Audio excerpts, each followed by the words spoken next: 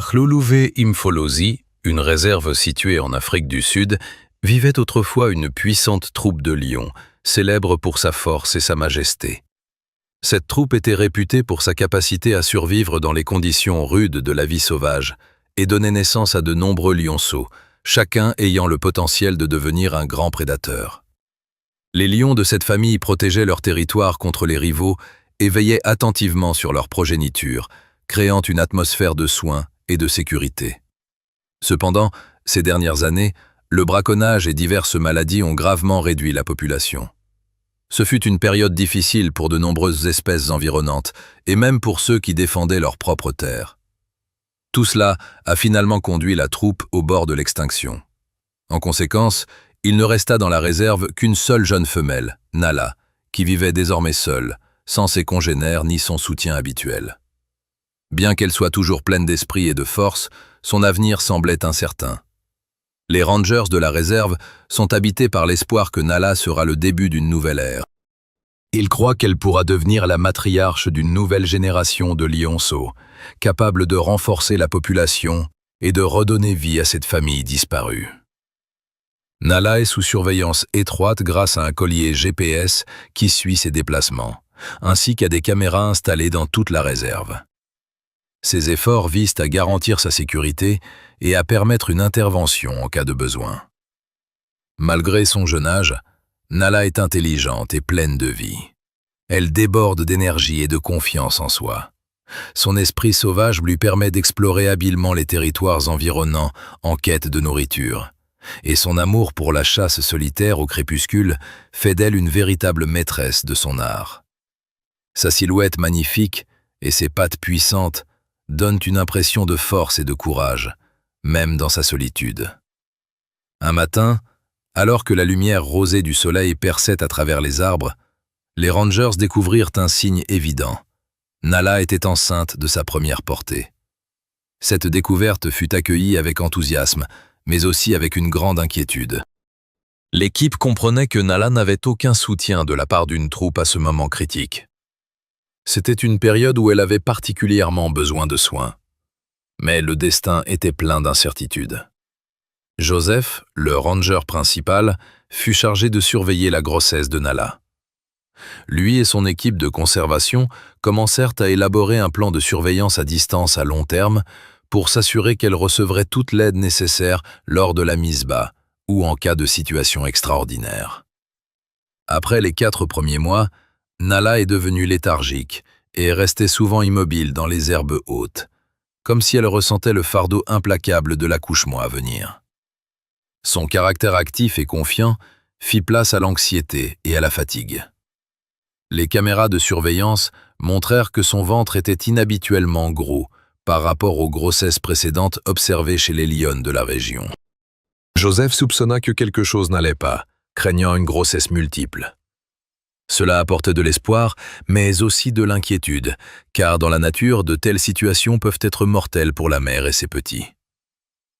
Nala creusait souvent des trous et changeait de position pendant son sommeil, comme si elle cherchait désespérément un endroit sûr, ce qui ne faisait qu'accentuer l'angoisse de l'équipe. Il suivait son état physique de près, seconde après seconde. Nala semblait pressentir le danger, et chacun de ses mouvements provoquait l'inquiétude des gardiens. Un jour, le GPS indiqua que Nala était restée immobile pendant plus de 18 heures consécutives. C'était un signal d'alarme.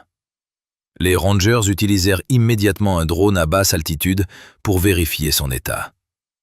Dès qu'ils regardèrent l'écran, ils découvrirent Nala suffocant dans l'obscurité, luttant désespérément contre des contractions violentes. Elle griffait le sol en grognant doucement, recroquevillée par la douleur. Désireux de l'aider, Joseph et la vétérinaire Zandi se rendirent rapidement sur place avec tout l'équipement nécessaire. Bientôt, une pluie fine commença à tomber, et au loin, le tonnerre et les éclairs résonnaient dans la jungle africaine.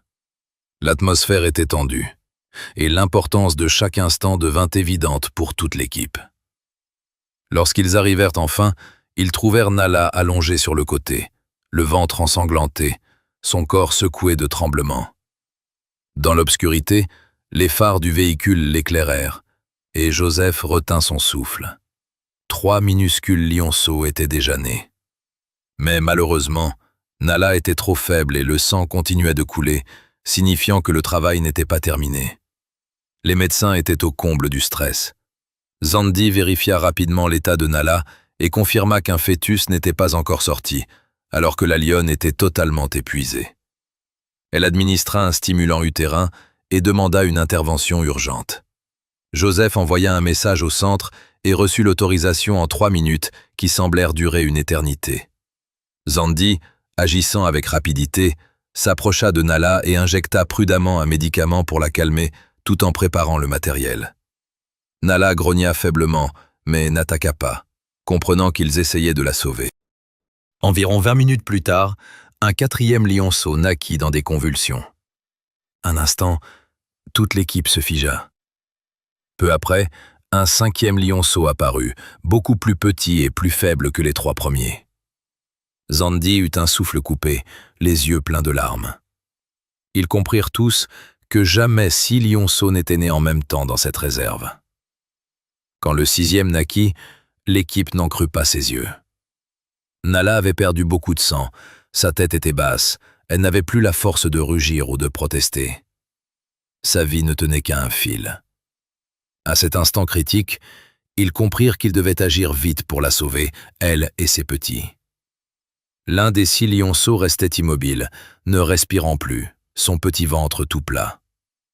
Le cœur de Joseph se serra, mais il ne perdit pas espoir.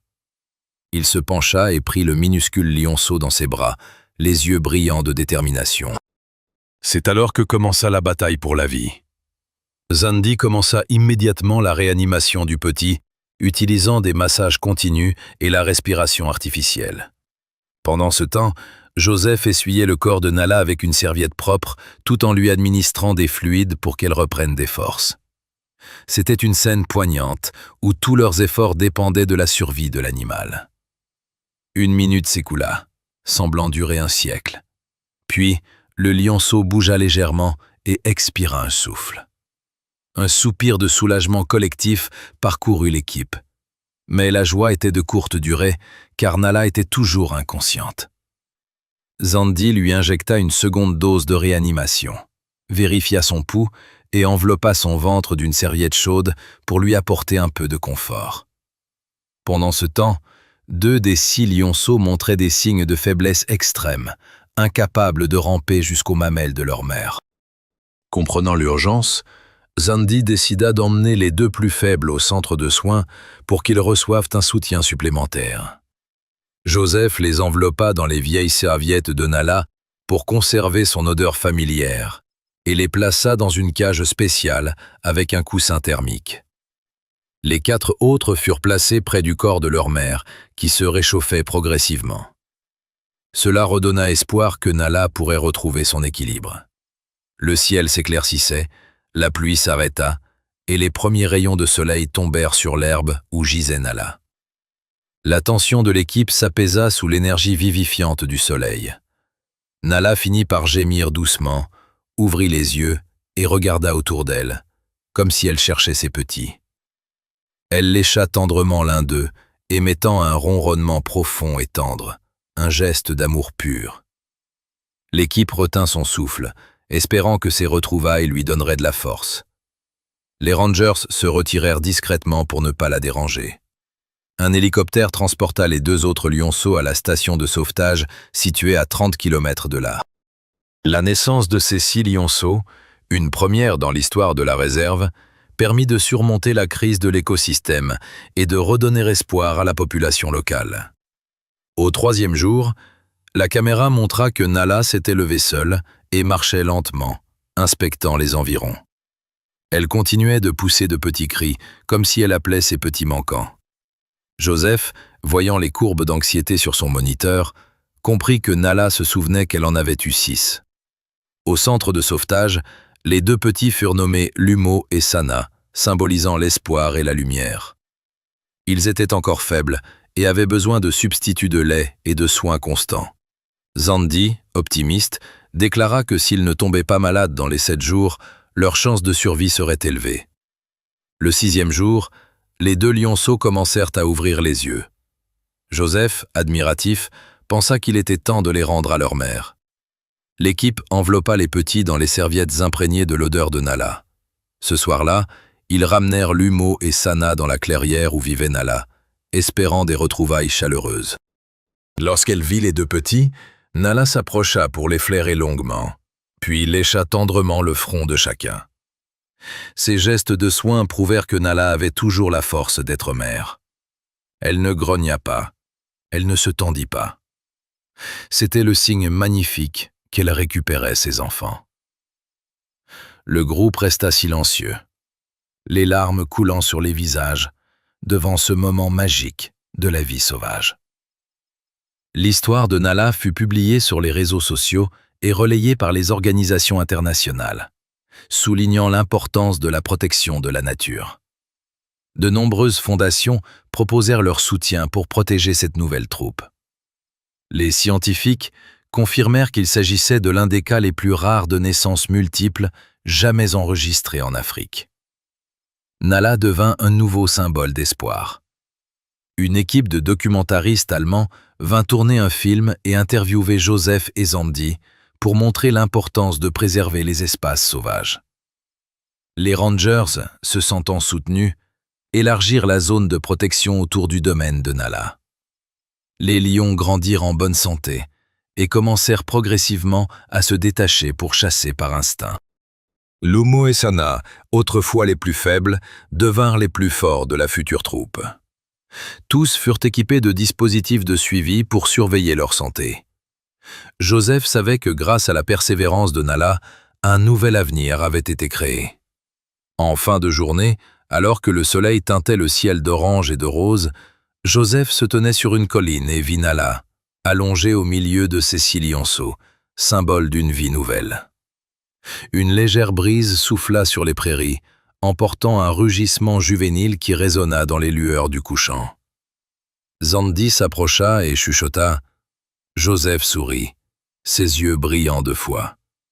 C'était un miracle au cœur de l'Afrique, commencé par une seule lionne qui avait mené tout le monde vers de nouveaux horizons.